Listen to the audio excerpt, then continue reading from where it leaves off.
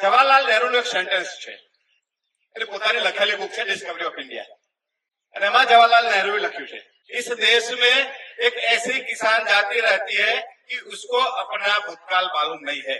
जिस दिन इस किसान जाति को, इस समाज को अपना भूतकाल मालूम हो गया, अपना इतिहास मालूम हुआ, इस दिन इस समाज से हाथ से सत्ता की चाबी छीनना मुश्किल होगा।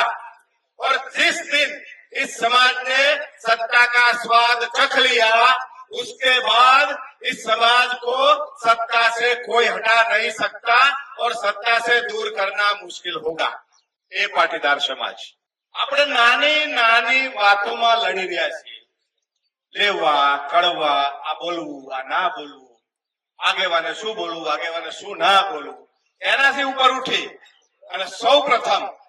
પાટીદાર સમાજે સરદાર પટેલ પહેલા પોતાનો ઇતિહાસ શોધે જાણવું બહુ જરૂરી છે।